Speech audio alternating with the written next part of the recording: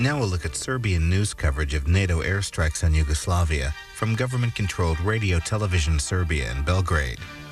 This portion of the news was recorded yesterday at 1:30 p.m. Eastern and translated here at C-SPAN in Washington, D.C.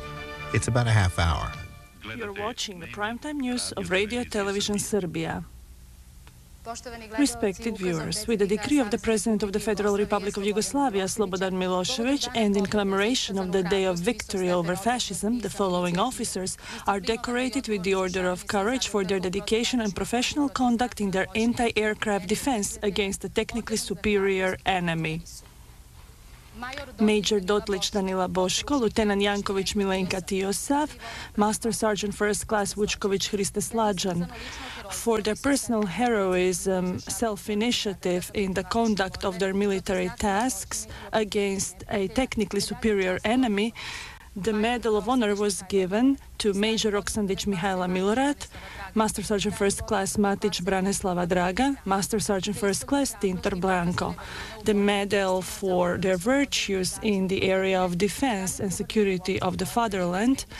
Special medal was given to the soldier Popović Sima.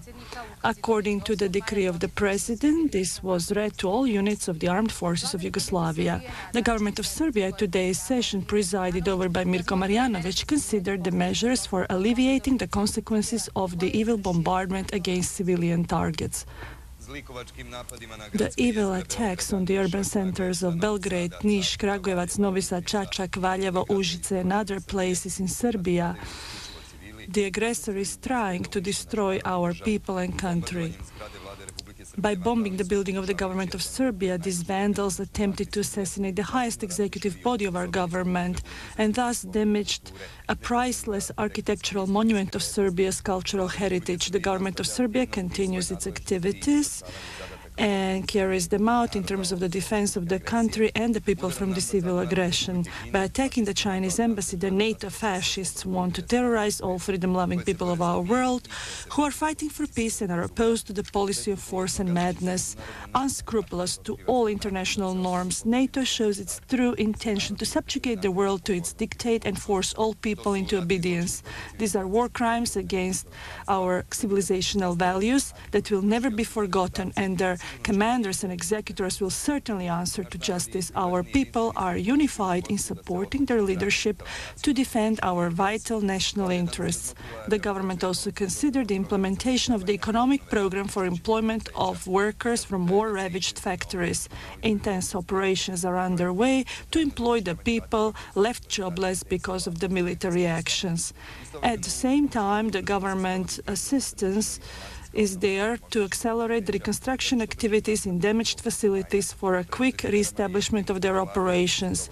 The measures of the government in implementing short-term social protection measures secured the jobs of those whose workplaces were destroyed by the war activities of the aggressor. Targets of the criminal alliance, once again, and also last night, were civilian facilities throughout Serbia. Today at 11:25, 3 missiles by the evil alliance attacked the already destroyed storage facility of Jugopetrol in the northwestern zone of Niš. From about 2,000 meters of elevation, the facility was attacked precisely when it was being visited by Gorica Gajević, Secretary General of the Socialist Party of Serbia, and the Vice President of the Council of the Republics of Yugoslavia. Also present were the Vice President of the Socialist Party, the General Manager of the facility, as well as Jovan Zlatić, Commander of the Civil Defense Units in Niš, escorted by numerous journalists and TV crews. Severely injured are Duško Mašković and Duško Aleksić from the police forces.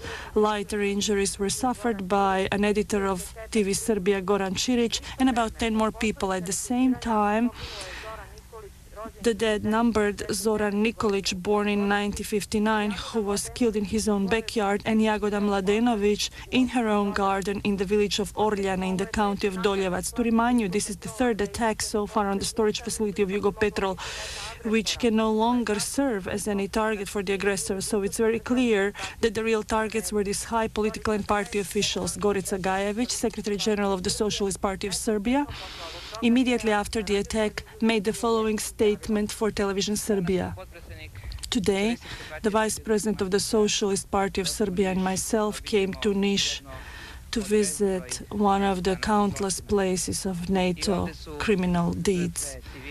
Here, just as everywhere else, the victims are civilians, children, women, old people. The targets are civilian facilities, hospitals, markets, houses.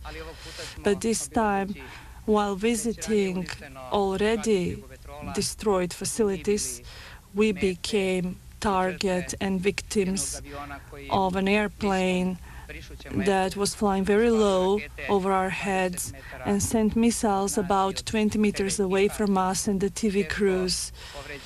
They injured severely one wonderful young man from the police forces, Goran Aleksic.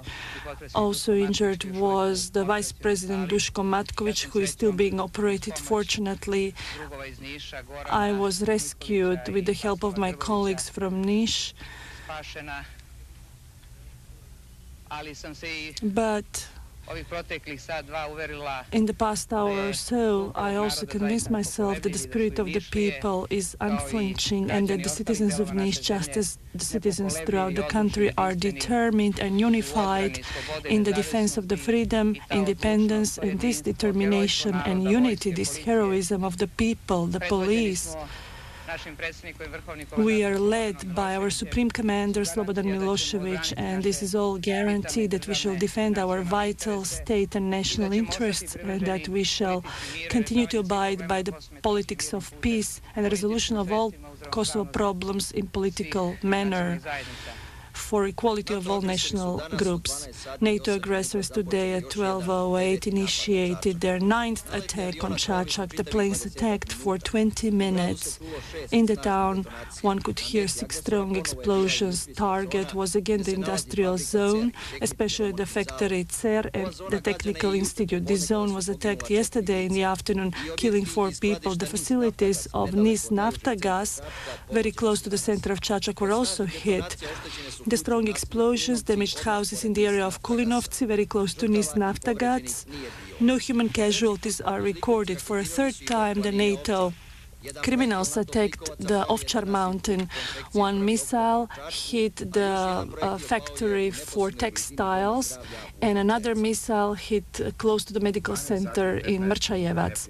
At 12:15, NATO Air Force attacked Valjevo for the 11th time. This time, the target was again Krušik factory, already completely destroyed.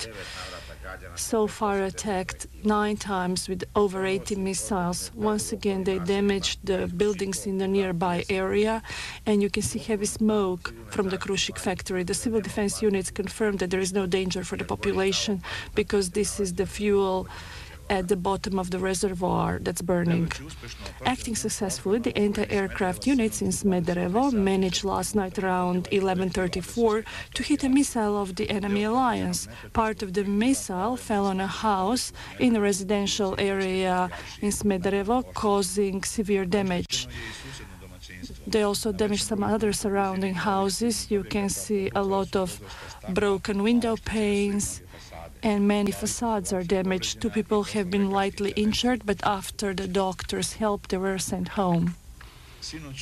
Last night, around 11:15, the missiles of the NATO criminals hit the overpass on the road between Belgrade and Niš, close to Velika Plana. Thus, they disabled the right side from Belgrade. The traffic on this road has been stopped in both directions. At the same time, the aggressor disabled the railroad tracks connecting Belgrade and Velika Plana. In the destructive attack of NATO, there were no injuries. This is the first attack of the NATO criminals in the area of Velika Plana. The aggressor alliance continued its attacks on Kraljevo County. About 10 minutes after noon, 2 strong missiles hit the suburb of Jarčuljak for a 2nd time since the beginning of the aggression.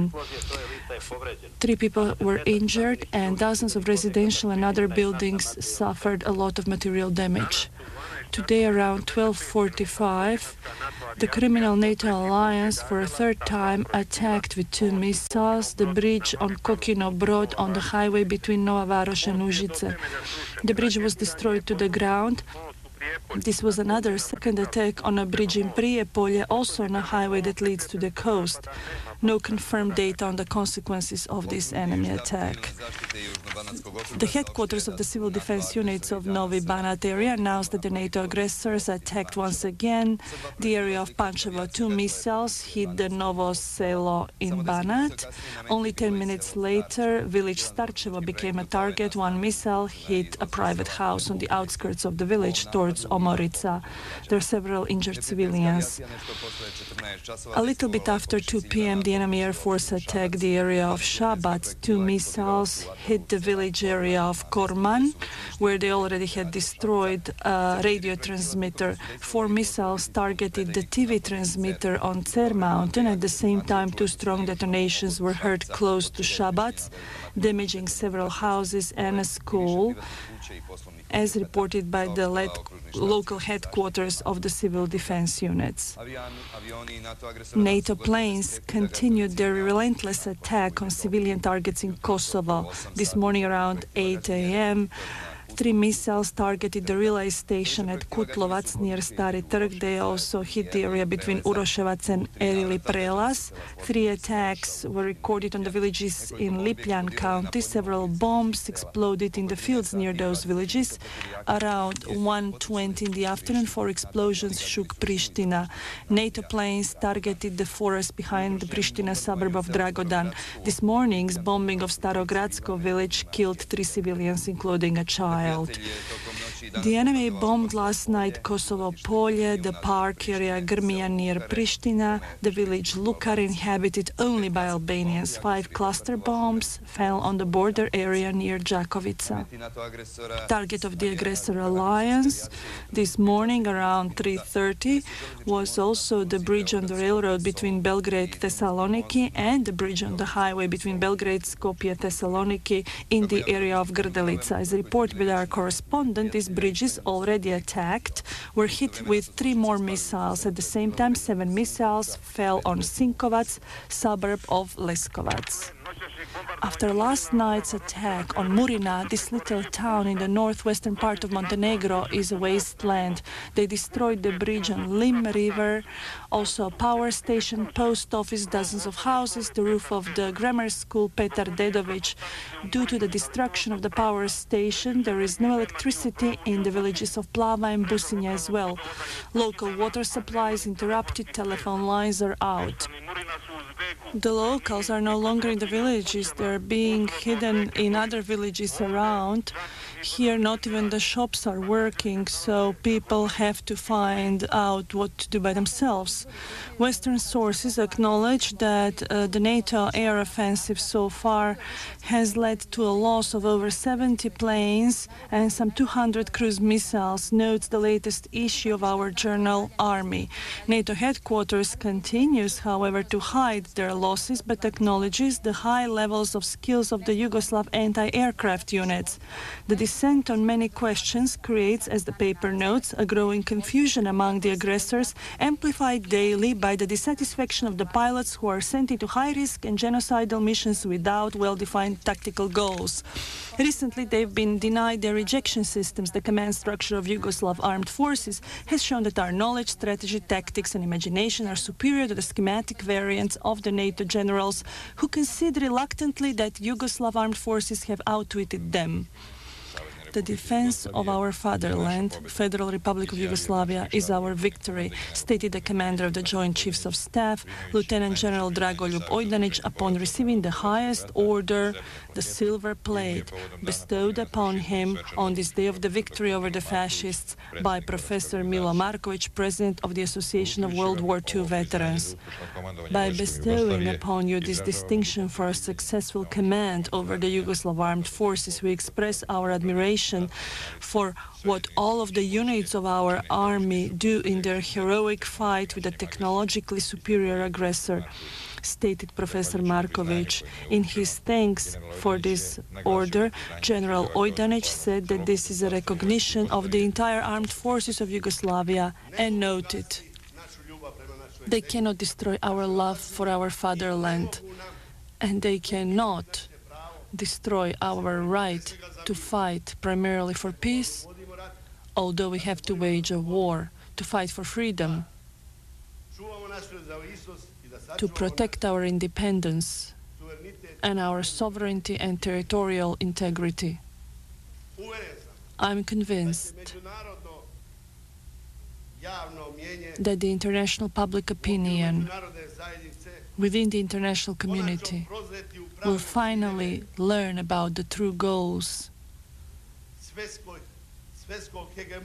of this world hegemonistic force, and that they will become even more decisive in their support for justice and truth, in their advocacy for the respect of the UN Charter and all other international norms, and that they will do everything in their power not to allow this hegemonistic force to reach its goals by tailoring the world according to their needs and values, while trying to reach their strategic goals. The Army of Yugoslavia will follow the commands of the Supreme